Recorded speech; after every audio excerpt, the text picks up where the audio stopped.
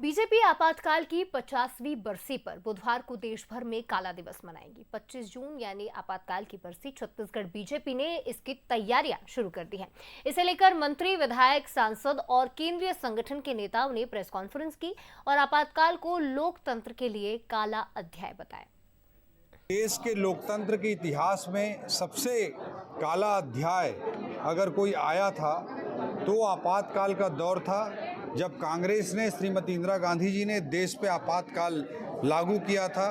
इस समय सारे मौलिक अधिकारों को समाप्त कर दिया गया था। ऐसा दौर आया था कि व्यक्ति पूजा की, परिवार पूजा की चरम पराकाष्ठा का दौर था, जब कांग्रेस के लोग कहते थे Indira is India and India is Indira. इस तरह की स्थिति उन्होंने निर्मित की थी। केवल अपने कुर्सी को बचाने के लिए उनके द्वारा आपातकाल भारत में थोपा गया।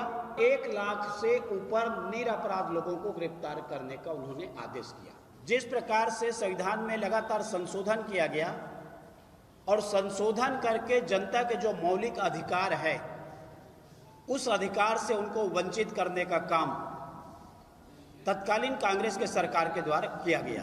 कांग्रेस के लोगों ने अपने सत्ता बचाने के लिए, अपने राजनीतिक फायदे के लिए ये आपातकाल का उपयोग किया था। इसीलिए दोबारा भविष्य में ऐसा आपातकाल लागू न हो और हमको लोकतांत्रिक देश में लोकतांत्रिक प्रणाली के तरीके से जीने का अधिकार है। इसीलिए और इन लोगों के हाथों में चाहे केंद्र में सरकार रहा हो, राज्य में सरकार रहा हो, तो ये लोग यही काम किया है। तो इसीलिए भविष्य में ऐसा न हो, इसीलिए हमारे लोगों को जानकारी होना चाहिए कि वो आपातकाल क्यों लगा। तात्कालिक प्रधानमंत्री इंदिरा गांधी ने देश में इमरजेंसी लागू करी और उन्होंने यहाँ पर पत्रकारों के ऊपर उनकी लेखनी को विराम दिया। सेंसर के माध्यम से समाचार पत्रों को बाहर आने की शुरुआत करी, रेडियो से लेकर, चूंकि उस समय तो टीवी था नहीं, इसलिए सभी विषयों को उन्होंने बंद कर दिया था।